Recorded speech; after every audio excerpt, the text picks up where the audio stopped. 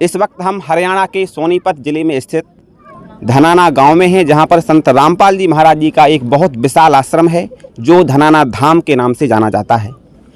इस वक्त हमारे साथ कुछ ऐसे लोग हैं जो संत रामपाल जी महाराज जी के इस आश्रम में पहली बार आए हुए हैं और संत रामपाल जी महाराज जी के ज्ञान को लेकर के उनके जहन में तमाम शंकाएं खटक रही हैं। वहीं दूसरी ओर संत रामपाल जी महाराज जी के शिष्य हैं जो उनकी शंकाओं का समाधान करने का प्रयास करेंगे। आइए हम इस डिस्कस को शुरू करें। इससे पहले आपसे हमारी गुजारिश है कि अगर आप हमारे चैनल पर नए हैं तो चैनल को सब्सक्राइब करें, बेल आइकन को प्रेस करें ताकि आने वाली वीडियो का नोटिफिकेशन आप तक सबसे पहले पहुंच सके। आइए चर्चा शुरू करते हैं। नमस्कार सर। नमस्कार जी। क्या नाम है आपका? अमर सिंह लोधी। आप यहाँ पर जो पहली बार आए हैं, आपको कैसा लगा? क्या कुछ कहना चाहेंगे संत रामपाल जी महाराज जी के बारे में? देखिए, संत रामपाल जी महाराज का, यहाँ के इनके भक्तों का व्यवहार बहुत अच्छा लगा हमारे लिए और यहाँ का रहन सहन जो भी है, लेकिन हमारे कुछ ऐसे नियम हैं जो कि हमको मतलब हम इनको फॉलो नहीं कर सकते हम। वो नियम क्या हैं? जैसे कि यहाँ हमने सुना है कि भाई यहाँ सिर्फ शुद्ध शाकाहारी रहते हैं। अच्छा, हमारे यहाँ जो कुल देवी देवता रहते हैं उनका हम पूजन करते हैं। जैसे दीपावली के समय पर अमावस्या ध्वज मनाते हैं, इधर फाल्गुन में फाग के समय पर वहाँ भी हम पूजन करते हैं। तो जो कुल देवी देवता रहते हैं उनके लिए हमको बलि चढ़ाना पड़ती है, जैसे मुर्गे की या बकरे की। कुछ भी नहीं है तो अंडा तो कम से कम देना ही पड़ता है। तो यहाँ इनके लिए ये मनाही है। तो मतलब ये हमको कुछ जम नहीं रहा, क्योंकि ये पूरी दुनिया शाकाहारी तो हो नहीं जाएगी। ऐसा कैसे हो सकता है कि भाई भक्ति करने में कोई मतलब अपन देवी देवता नाराज ना हो? इनका सवाल ये है कि अगर हम बलि नहीं चढ़ाएंगे तो हमारे देवी देवता रुष्ट हो जाएंगे।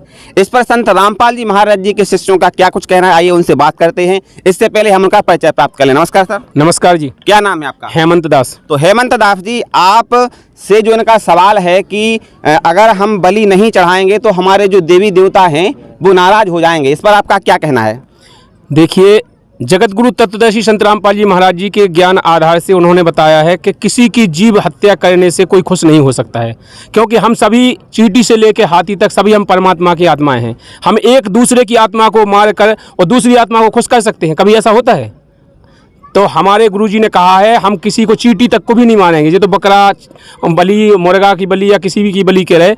गुरुजी के ज्ञान के आधार से गुरुजी ने कहा है कि चींटी को भी मारना पाप है, और हम पाप के अपराधी क्यों बने? तो हम पाप करेंगे तो हमको पाप कर्म भोगना पड़ेंगे, और पाप कर्म भोगने के चक्कर में ही यहाँ पर गुरुजी ने बताया कि 84 लाख योनि में भोगना पड़ता है। जैसे आज अपन किसी बकरे को मारेंगे, मुर्गे को मारेंगे, फिर तुम बकरा बनोगे, फिर वो बकरा तुम्हें मारेगा। तो मतलब एक दूसरे का बदला फिरता रहेगा, क्योंकि यहाँ का बदला 3 लोक के जो भगवान हैं उनको भी देना पड़ा है।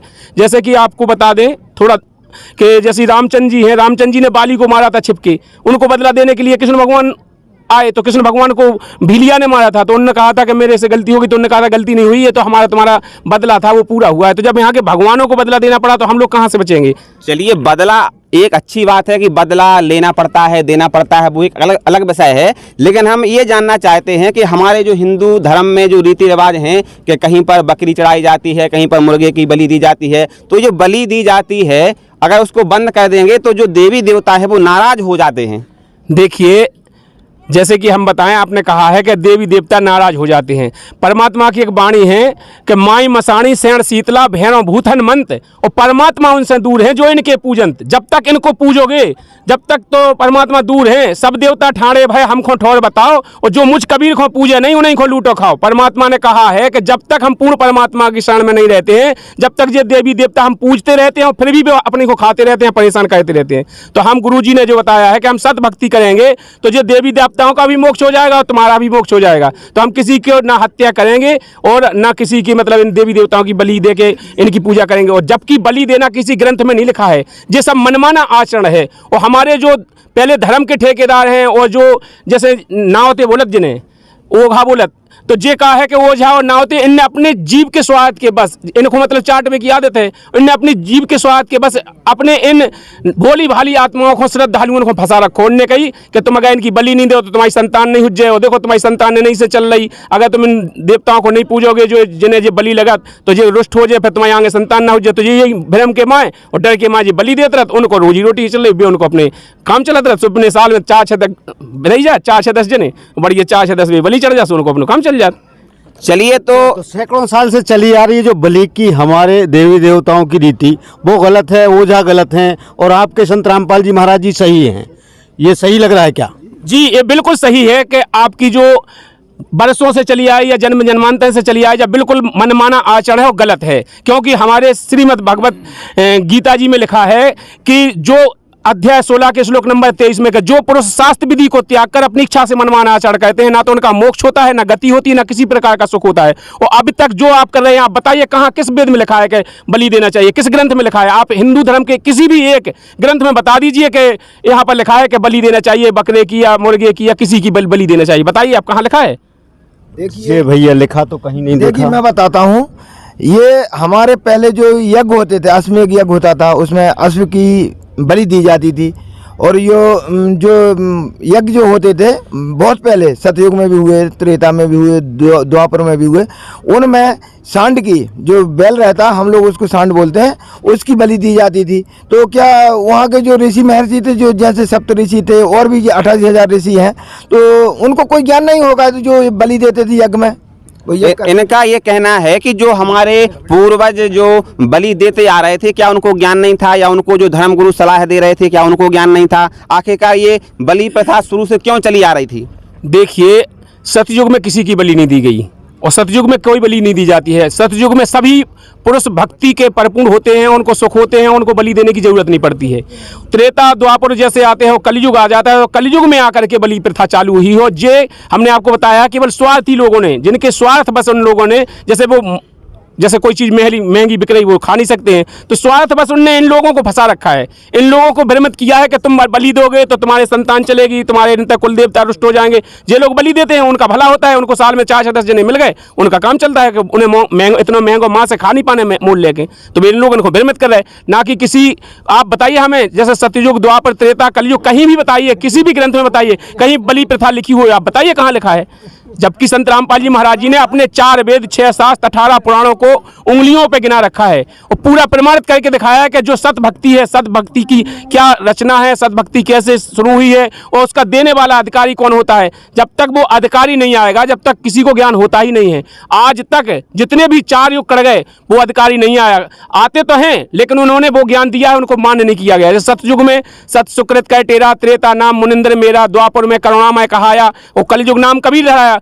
चारों युग में परमात्मा आता है, वही बताता है सत्य-ज्ञान, और सत्य-ज्ञान के बताने का कोई अधिकारी नहीं है। जब तक वो अधिकारी नहीं आएंगे तो क्या बताएंगे? ये अधिकारी ही नहीं थे। तो अभी तक जितने भी धर्मगुरु हैं, क्या वो शास्त्रों से प्रमाणित ज्ञान नहीं बता रहे हैं? क्या वो अपनी सुनी सुनाई कथाएं बता रहे हैं? बिल्कुल मनमाना आचरण बता रहे हैं। अभी तक के जितने भी धर्मगुरु हैं, किन्हीं एक भी धर्मगुरु को शास्त्रों का ज्ञान नहीं है। कहा जाए तो बिल्कुल शास्त्रों के ओढ़, मतलब शास्त्रों की ओढ़ लेकर के वो बिल्कुल दुनिया को गुमराह कर रहे हैं। आपने देखा होगा कई कथावाचक हैं, वो कहते हैं कि हम शास्त्र से बात बताते हैं। इनके मनमाने मंत्र देखे आपने? वो कोई कहता है राम राम जपो, कोई कहता है राधे राधे जपो, कोई कहता है हरे कृष्ण जपो, कोई कहता है मतलब इतने ओम नमः शिवाय जपो, ओम नमः भगवते वासुदेवाय। जिनके मन में एक बागेश्वर धाम आ गए, उखो देखो जो तुमने वक्त ओम बागेश्वराय फट स्वाहा जय मंत्र होगा। बताओ, इतने मनमाने आचरण करवा रहे हैं जिससे जनता को गुमराह कर रहे हैं। वो मंत्र तो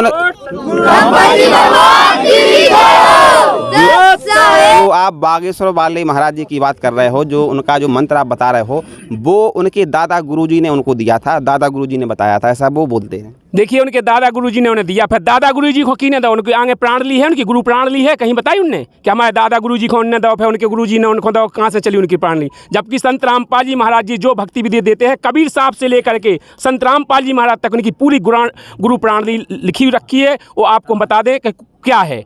संत रामपाल जी महाराज जी के जो रामदेवानंद जी महाराज जी जो मंत्र देते थे वो संत रामपाल जी महाराज देते हैं, उनके बाद गरीबदास जी देते थे। मतलब इनकी कबीर साहब से जो मंत्र चले आ रहे हैं वो पूरे मंत्रों की उनके गुरुओं ने वो दिया है, उनके प्रमाण है। इनका कहीं प्रमाण है? बताइए, यहाँ कहाँ लिखा है कि ओम बागेश्वराय फट स्वाहा? बताइए किस तरह हम गुरु ने कहा है। चलिए, तो अब आपका और क्या कहना है?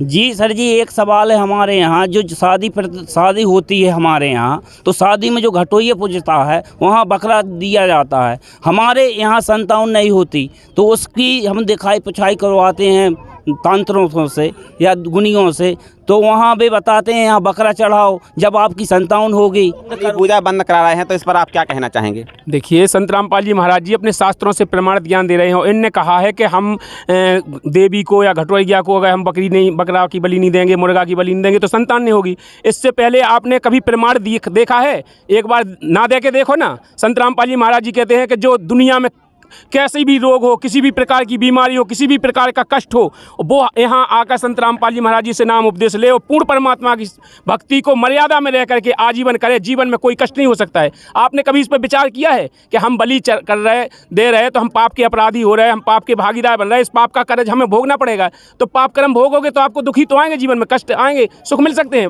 एक आत्मा को यार दूसरी आत्मा काट, इससे बड़ा पाप हो सकता कछु? बताइए आप। तो इनसे ये पूछिए कि अगर आप बलि नहीं देंगे अपने बच्चा के खुशी के लिए, तुम दूसरे के बच्चा को काट रहे, सुखी हो जाए आपको बच्चा।